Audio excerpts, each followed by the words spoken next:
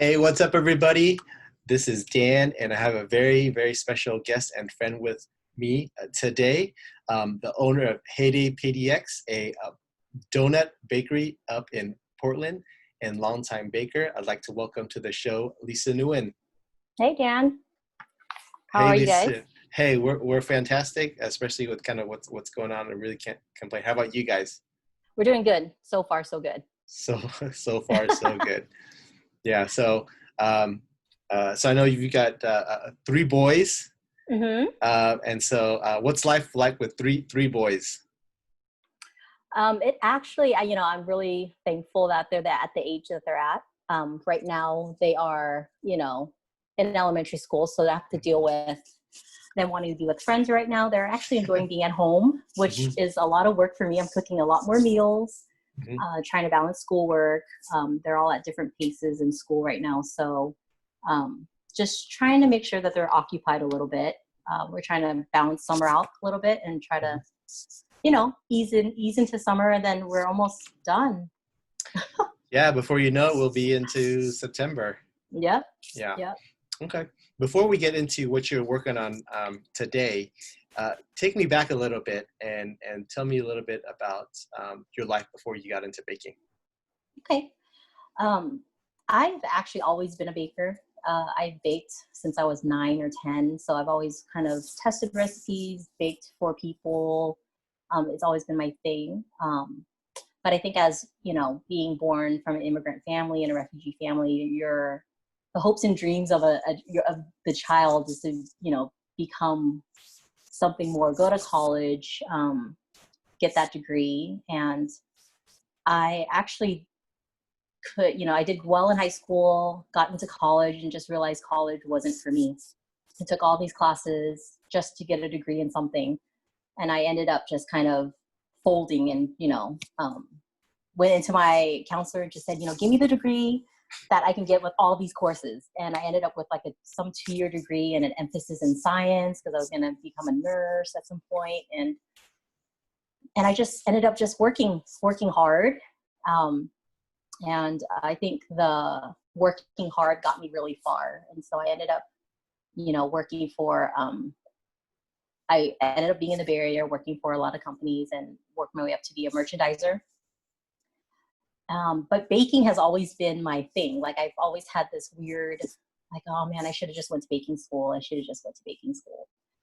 And so I had my first son, and he was about 8 months old. And me and my husband were talking about it. And I just said, I think I want to try this baking gig, and he was like, you know what, we're in a good position right now. Just do it, just do it. We have the time right now. So you should just do it. So I quit my job, my 9 to 5 job. And I actually worked for a Michelin restaurant in Mountain View for about 6 months for free. I had a test in, got in, and I just worked for 6 months. And that was actually the best experience that I've had. I got I kind of did the reverse thing, like I went into the restaurant business first, and then I went into baking school. So after 6 months, I realized that, I think I want to go into baking school. And so I went into baking school. It was at San Francisco. It was a program that was actually free program, but they only limited to 10 people. Oh. And you had to basically get in line the night before and stay there and register. And that morning, for some reason, I got up late to register. So, but I went to school anyways, and I was like 19th on the wait list. And so I just kind of just put my name in there, and I was like, you know what, I think my opportunity is missed, and so started kind of looking for jobs again that same day, just in case. And then the next day, the chef called me. She was like, like I called all the 19 people, and like no one on the wait list wants to come back. So I got the last spot. And I finished that program, that free program. And it was intense. I was living in San Jose at the time, and I had to drive to the Bay Area. Drive to San Francisco. So that was about, 60 minutes, an hour. My class started at 6. I have to be there at 5:45 in the morning. And I did that every day for a year, Monday through Friday.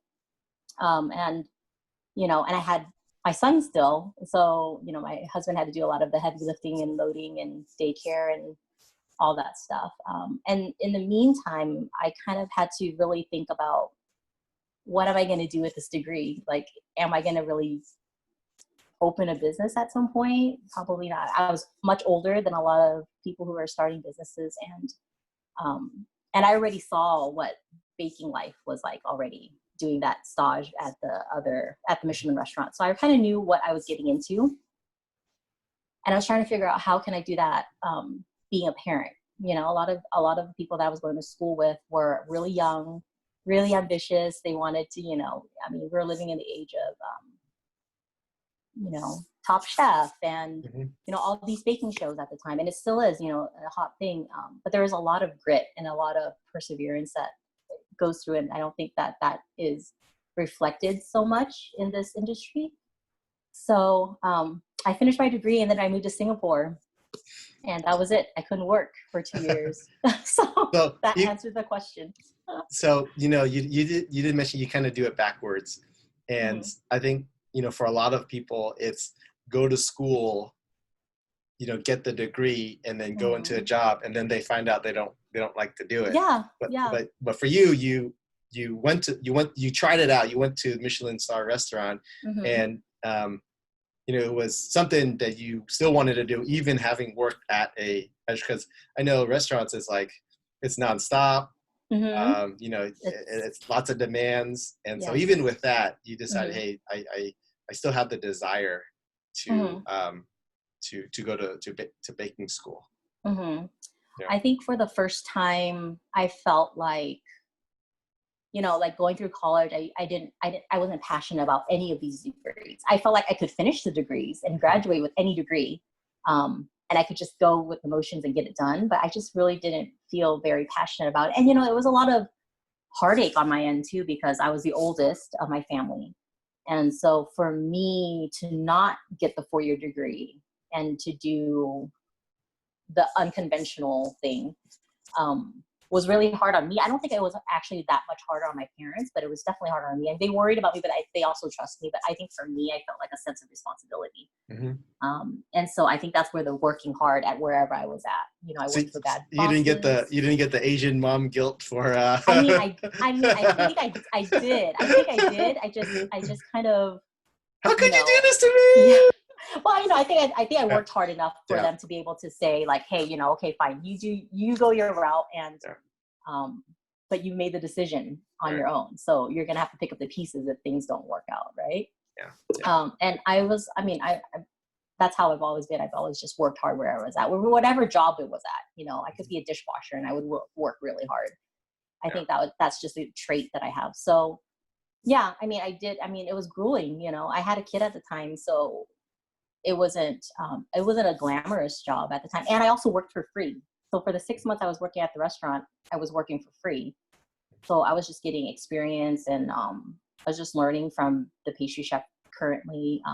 You know, and I've been really thankful that I've worked and had really amazing pastry chefs that I worked alongside. During my school year, I worked for Bee Patisserie, and you know, watching her just run a business and just doing the bakery and stuff like that, I really respected, you know, the chefs that I worked for. And so I wanted to carry that over. Like if I ever became, you know, a business owner myself, like I wanted to make sure that I, you know, made people felt of worth was another thing too. Like it wasn't the product at the end of the day. It's just, how can I make, and I felt this is how I felt like, they treated me, was that, you know, how can I hone into your skill to make you better?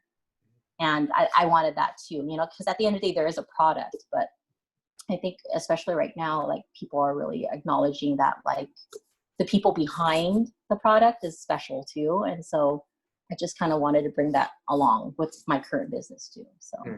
So after baking school, you go halfway across the world to Singapore.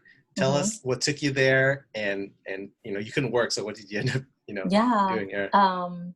So my husband got a job offer there, so we went over there for 2 years. And, you know, it was actually the best thing, because at the current time I was currently in the Silicon Valley hustle and bustle. You know, I wanted to create something new. I wanted to be, you know, I kind of started a little catering business while I was going to school and working. And, you know, and I got caught up in it. I didn't enjoy it as much as I actually do now, like with my current position. But so in Singapore, I was kind of forced to just do nothing. I haven't done nothing in a long time. I you know, I was always felt like I had to be better. I had to do something. I had to work harder. I have to, you know, and for the first time in my adult life, like I was not allowed to do anything but take care of my kids, spend time with my family, and just slow down and rethink like what life because we knew we were coming back to the States. And so I just wanted to make sure, like, I think that time we needed to refocus on what we wanted to do, how busy we wanted to be, which then led us to not move back to the Silicon Valley. And we ended up moving to Portland, which is where I kind of went to school and then started working, and then moved to, you know, so NorCal. Okay. Yeah. So I think it was a good time to just appreciate the stillness and the slowness of life, and kind of realize like what's important and what's not important, and kind of figure out how my business would run if I ever did it again. I think at that time I felt like my opportunity was missed for some reason.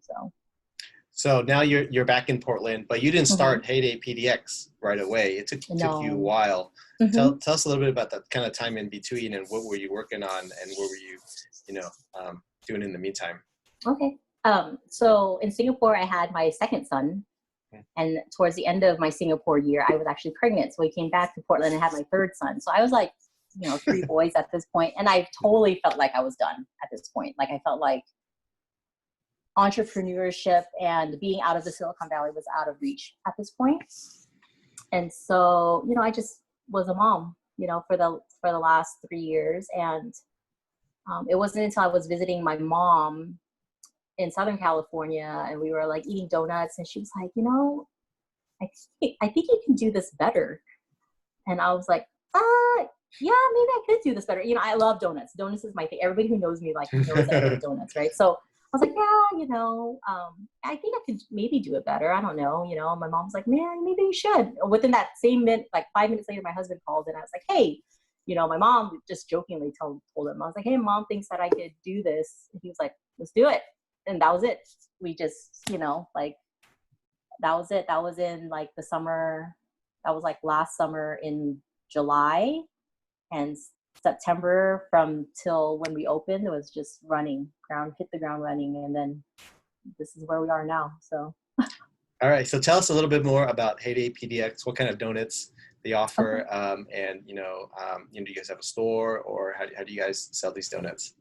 Yeah. So right now we are, because of COVID, like, I actually think it's been a blessing for me. I think it kind of, I felt like at first we were supposed to launch in March, and then the whole thing happened and everything was pushed back. And at some point I was like, I don't think this is time, and I think for me as personally, I'm just not ever really confident in the things that I do. I know that I love what I do. I just don't know if I have to push myself a little bit harder to convince myself to do something. And so May comes around, and I'm like, you know what? I'm just going to do it. I'm just going to launch and do it in the middle of this. And so I did it. And, our donuts are nothing new. Everybody knows what the mochi donut is. I try to steer away from the mochi donut because I feel like it's a rice flour donut. It's made with rice flour. And so I like to change it up a little bit, because I feel like every Southeast Asian country has a rice flour dessert, and rice flour is used in a lot of Southeast Asian desserts in different forms. And so I don't think that it, like the mochi donut actually is appropriate for it, and so I try not, people still call it mochi donut. I don't personally call it the mochi donut. I just say donut, and I just say, we use a rice flour. Okay. So I do a fried version, which is what everybody's seen. It looks like the ponde ring from like Mr. Donuts. Everybody's seen the round donut. I also do a baked version that has no gluten, and that is pretty much the dessert. I think as a Vietnamese person, like we grew up on it. We grew up on a lot of rice flour kind of desserts with coconut milk and things like that. And so, but I wanted to stand out because I knew that it wasn't something that was new, to the U.S. I'm a big advocate for using things that are in season, and I'm a big advocate for using things fresh and making things from scratch. So everything I make is from scratch. So I don't go to the store and buy, you know, Oreo cookies and smash them up and put them on a donut. Even though, I mean, that's okay for other people, but I just really prefer to make my own cookie and put it and make that chocolate cookie, you know? So I do that with some of my donuts. I do, right now I make my own sprinkles. So I don't even buy sprinkles. So everything's made, I mean, yeah, everything's made from scratch. Wow. Yeah. Wow. There's no natural, so I don't use a food coloring at all. So everything that, like the sprinkles will be just natural dye using beetroot or, you know, just natural dyes. I feel like that's something that I want if my kids are going to eat a donut, like I want to at least make sure that it's, you know, it's made well, right? Yeah. It's a special treat. I want people to make sure that they feel good about eating it, you know? And I put a lot of love into it. And so a lot of my flavors are, you know, in and out because of how fresh my ingredients are. I don't make things in bulk. You know, once I'm done with it, I'm done with it until I can make it again, you know? So I make my own, like my s'mores, I make my own marshmallows, I make my own graham cracker crumble, so everything's from scratch. And I think that's what sets us apart. And I think people can taste the difference, you know, when people actually eat it. I try to marry the connection between culture and introduce people to new flavors, things that I grew up on, and how can I make this dessert that I had as growing up into a donut flavor. Yeah. So I think that has, you know, gotten a lot of attention. And I just really like to, you know, I want to provide an experience for people, you know, because I grew up eating donuts with my dad. And so that was like very special. And so I just wanted to make that special for other people too. So you mentioned, you know, connecting cultures to the food. So can you dive a little bit deeper? Where do you find inspiration, right? Because I was talking to Andy Nguyen, if you know who he is. He owns After's Ice Cream, right? So I interviewed him, and he says, hey, what he likes to do is actually just loves to travel and then just eat and go, finds inspiration. Like, oh, I think I can do this better, or I can do this differently in a different method. So how do you find, you know, your inspiration to creating donuts? The same thing. I mean, I have such a mental, we lived in Singapore for 2 years, but we traveled everywhere. You know, we went to Vietnam, we went to Indonesia, we went to Malaysia, we went to, you know, all these Southeast Asian countries, and, you know, we went to Japan and Korea. And I just remember the food that we ate. And I keep thinking about like all these flavors that are being used. And then, you know, the awesome thing is just like how connected these flavors are, you know, like, and how these ingredients are so connected. And being in Singapore was such a good hub for all these other, you know, for everyone around us to come in and bring their food flavors there, you know. So I can still think about all those places that I went to, all those flavors, and I love doing that, you know. I try to look up at like other countries that I've been to other than Asia too, you know, like we've been to Spain, and what did they use there, and how can I recreate that and respect that, you know. I mean, like I want to be able to honor it and respect, you know, what they had to offer. And not does that mean a paella donut is coming? Probably not. Paella seafood donut. No, I mean, I just did a pop-up with a girl who does Mamadou. She does Vietnamese vegan food, and so she wanted to collaborate somehow. And so I just made donut holes, and I created like a mayo, like a spicy mayo sauce, and she made like a vegan porkless floss. And we just topped it off, and it actually was amazing, you know. And so it's kind of like, yeah, I mean, if I can find a savory dish that I can respect and not like mess up, and, you know, keep it true to what it is, I would love to do that, you know. Yeah. So, you know, you talk about seasonal, so probably, you know, around the fall you'll do pumpkin, and maybe around Christmas you'll do something around eggnog and St. Patrick's Day. So, you know, aside from those, holiday type donuts, where are you finding, like in maybe the last 6 months that you've been doing this, like that's been in season that you've offered to your customers and they really liked? So right now, strawberry was really big in Portland, and you can actually go pick them here. So we just go pick them. So I just picked a whole bunch of strawberries and blueberries and raspberries from a local farm, and I've made there's two strawberry items that I do. Is a strawberry shortcake, which I make like a strawberry crumble on top. But then I also have done a strawberries and cream and people have loved that. It's because when you use fresh things, fresh ingredients, you can totally taste the difference. Like it doesn't, you can actually taste the strawberry. You can actually taste, whatever fruit you're using at the time. There's going to be time in season where I can't use any fruit. And so I kind of have to make sure that I, hone in, and, I'm like working with herbs right now, and how I can marry the two together. And right now, like I've even infused like cinnamon sugar with citrus, and, and so it's not like just tossing cinnamon sugar on top of stuff. I'm like using Saigon cinnamon, and I'm using like citrus and things like that to elevate it a little bit. Because I feel like those things that can be elevated. Now, all your donut flavors so far, have they been like on the sweet side, or do you also do savory? I haven't done any. The only savory one I did was that pop-up one. And so, yeah, I think I'm up to doing some savory ones.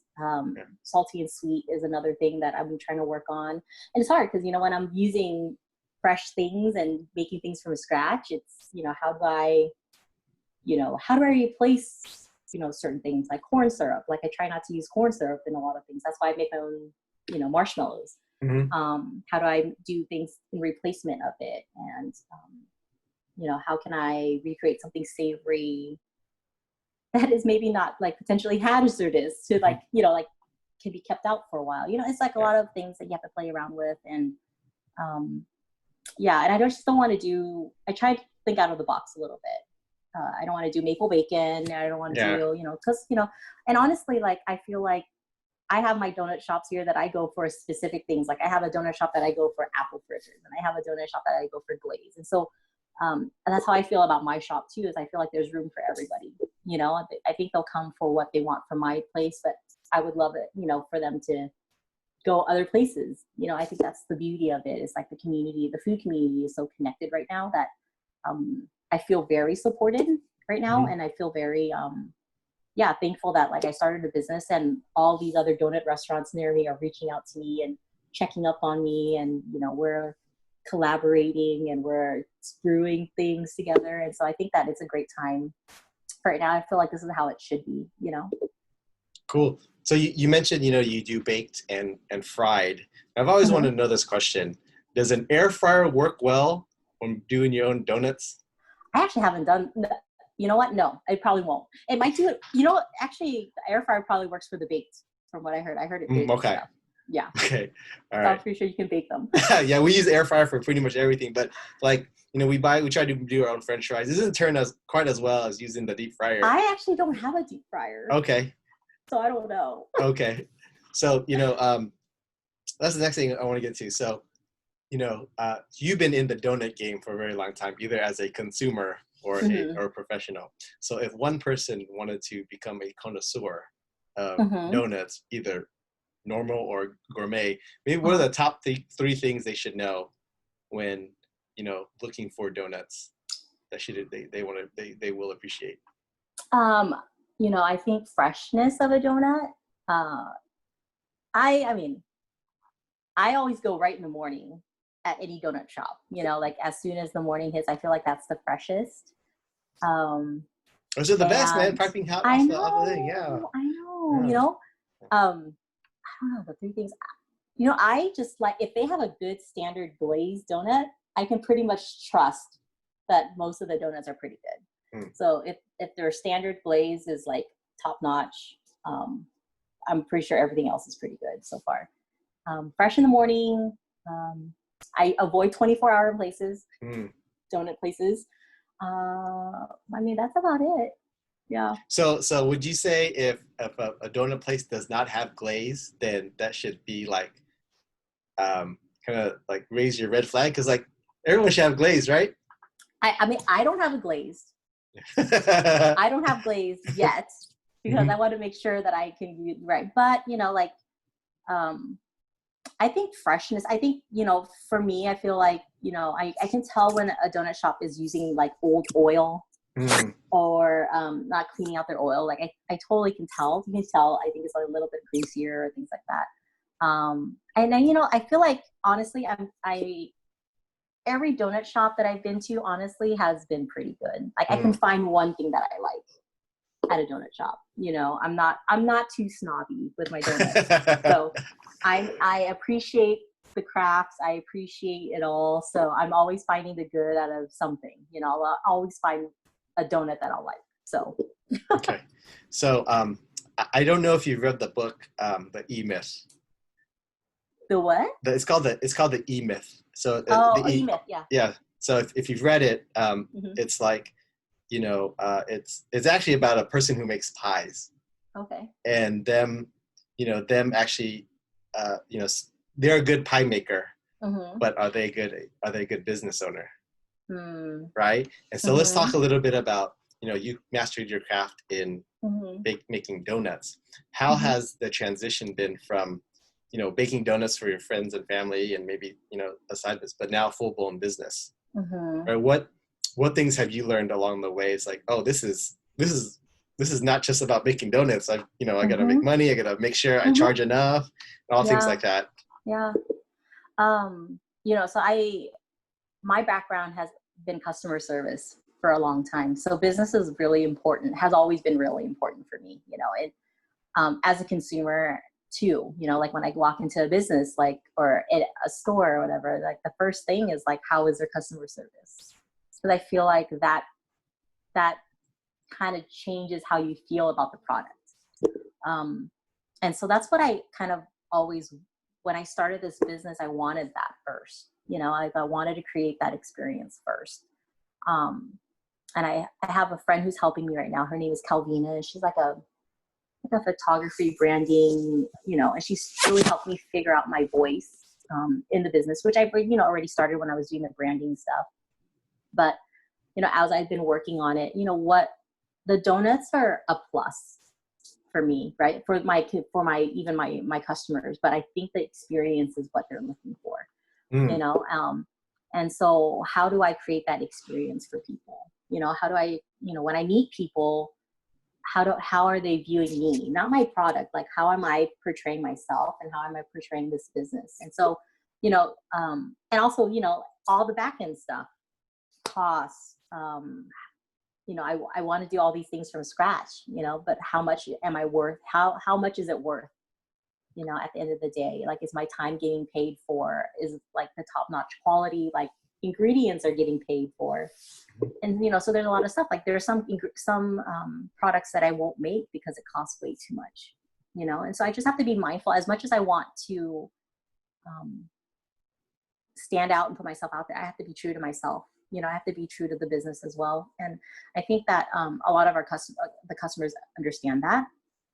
And as a business owner, I just, at the end of the day, I want them to remember me, and my story and why the business is there. And then they get a donut. It's like a plus, and so I feel like that's important. I think that will carry the business a little bit better than me just selling donuts and me just trying to hustle donuts all day long, and I think that's the reason why I'm kind of just comfortable with the pop-up method currently, because I think the hustle is just to open a business ASAP, like open a storefront ASAP. But I don't see that in the future for me. Yeah. So do you do everything out of your house, or do you rent a commercial kitchen to do, what you need to do? Yeah. So I do everything out of a commercial kitchen. And, I try to do it as best as I can, like as proper as I can. I try to stick by, I'm a rule follower, so I try to stick by all the rules. And you got your food handler certificates? I do. I had that first. I got that first. But, food business is hard. Food business is, there's a lot of other things that you need to account for, there's a lot of liabilities. There's a lot of, different counties have different codes. And, I just want to make sure that I'm doing everything right. I don't want to have to clean up at the end of the day, So I think it's sometimes disappointing as the consumer says something is sold out.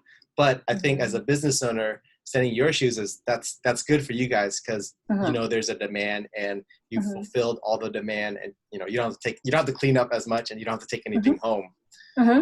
So tell us how many pop-ups you did and some of the lessons you learned. Like every time you go, you do one, there's something that you learn, and you go to the next one. Hey, we're not gonna do that thing again, but we're gonna do something else. So let's see if I had, I started at the end of May and I've only had maybe like 5 or 6 pop-ups. We sold out at every single one. And every single time I double my batch. Like I double the and I played around with, do I do pre-order? Do I don't do pre-order? And as much as people like the pre-order, I actually prefer not to do it that way. Because it takes away from my baking time. So everything that I make that day will go towards pre-order, and then whatever's left will be at the pop-up. Yeah. I'd rather just come fresh with a whole bunch of, all the flavors and just have people pick them out. And so I think that's what I've learned, is that what I like is not the pre-order route. I do, So, I mean, every time I've doubled up on my orders or on my baking, which means I start earlier, so now I start at 2 a.m. in the morning and I try to get done, for whatever pop-up at 9. And so we're like packed up, ready to go. But that doesn't include all the stuff that we do weekly, like the week of, it's like a lot of prepping. I make everything from scratch. So I have to make sure I have enough glaze. I have to make sure I have enough toppings. I have to make sure I have, enough boxes. And, we're still doing everything piecemeal. Like we're stamping all our boxes. We're, doing all that stuff. And social media is another thing that is a lot of work, and I appreciate that job now. All those social media people, I totally appreciate, it's a lot of work. And, I've been trying to figure out like what kind of voice I want on my Instagram, because all my businesses ran through Instagram. Like rarely anyone goes to my webpage or anything like that. Everything I do is announced through Instagram. And I think that that's the way of the future now, So yeah, I mean, there's a lot of stuff that I'm learning still, and then I think about what kind of work-life balance I want too. How busy do I want to be? Is it taking away time from my kids? All those things. And, I'm ramping up and I'm getting busier and I'm getting more popular and people know me now. And so I'm trying to be at ease and not kind of like rush into like, okay, what's the next pop-up I should do? Or, oh man, I should do more. People are looking for me. But I think people know that I'm a mom, and so if I can relate that story with it, I think they appreciate that I'm just taking the time that I need. I'm trying to be as busy as I want to be right now. Yeah. Is the model that I want, and I can. So I think that's the beauty of doing it this way. Yeah. And then it's all important to, for a lot of people who go into business for themselves, they do it for, I think a lot of people do it for the freedom, but they end up working themselves to the bone.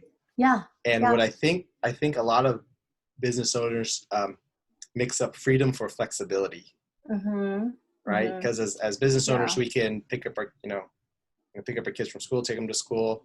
We're not beholden to an office. But, when the pop-up's coming up, we got to dedicate extra time. And sometimes maybe we can't pick up, our kids on that particular Friday because we've got to go into, prepare all the ingredients. You did talking about going into the kitchen at 2 a.m.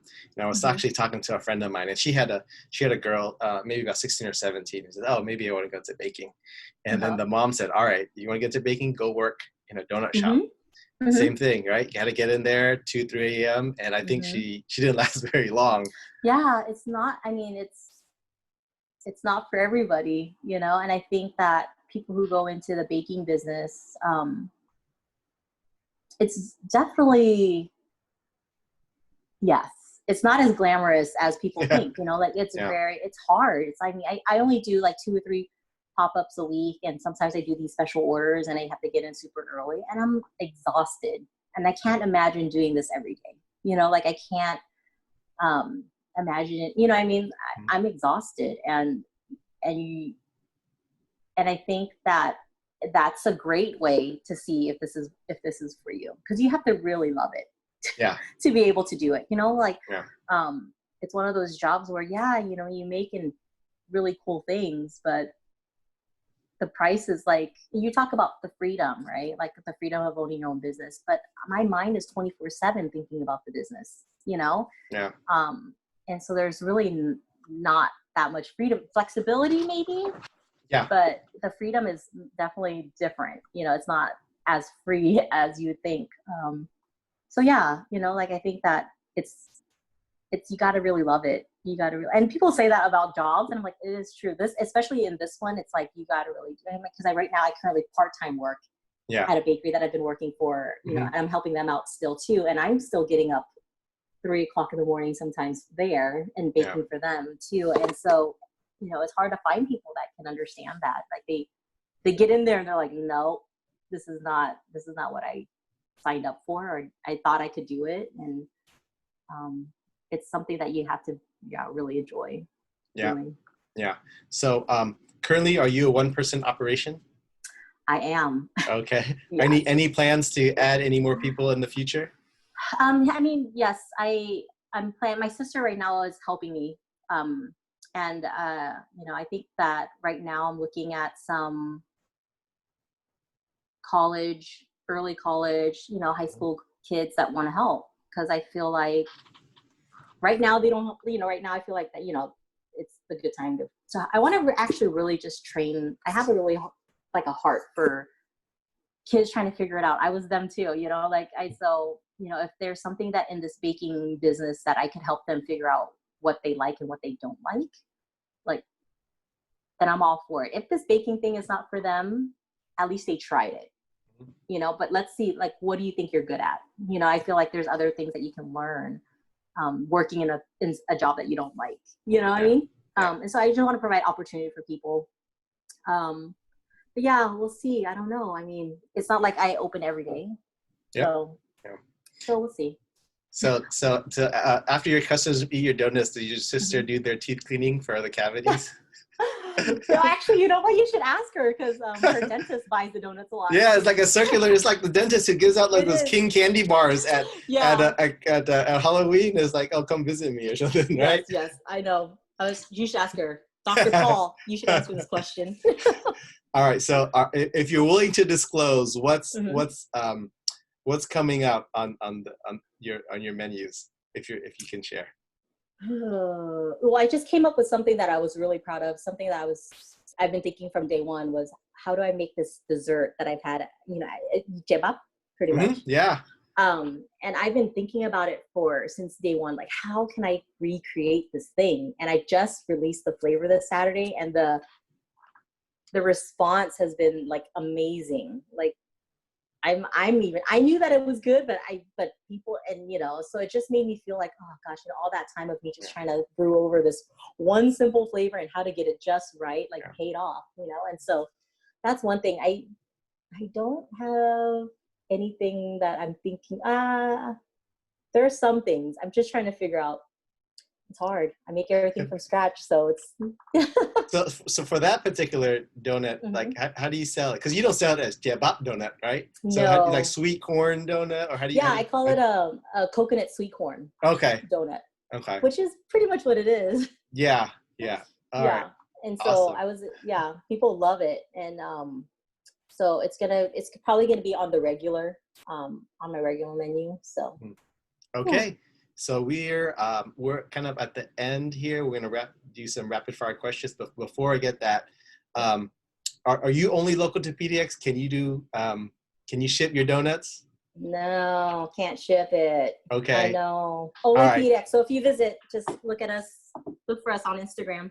Okay. All right. So as we wrap this up, I'm gonna do some rapid fire questions. So just answer the first thing that comes in your head. Oh gosh. Okay. All right. Who do you look up to? My parents. Okay. What's the best advice anyone's ever given you? The best advice I got was, there's room for everybody in this business, in any business. Like, you don't have to be, and my husband probably gave me the best one. It was like, you don't have to be the first. You just have to be better. Yeah. There's a saying, you don't want to be a pioneer because those people have the arrows in their backs. Yeah. So. All right. What's the best book you've ever read? The best books that I've read is all from Brene Brown that have really helped me personally and work. So. Okay. All right. If you had to do one thing over again, what would it be? Maybe start earlier. Earlier. They say the best time to planting a tree was Yesterday. 20 years ago, and the Yeah, second yeah. best time is today. Mm-hmm. All right, and then finally, what's the biggest challenge in your business today? I think the biggest challenge for me is to just try to continue to stay true to me and, you know, kind of go with my gut instead of going with what I see is going on the outside. I just stay true to how I feel, the pace that I'm going, and not rush it, I think. So, Awesome. Thank you very much for your time, thanks, Lisa. Dan. If you follow her on Instagram, HeyDayPDX, and if you are in the Portland area, make sure you attend one of her pop-ups and get one of her donuts. I got in our macarons where she was baking school, so Yeah. I can attest to her baking skills.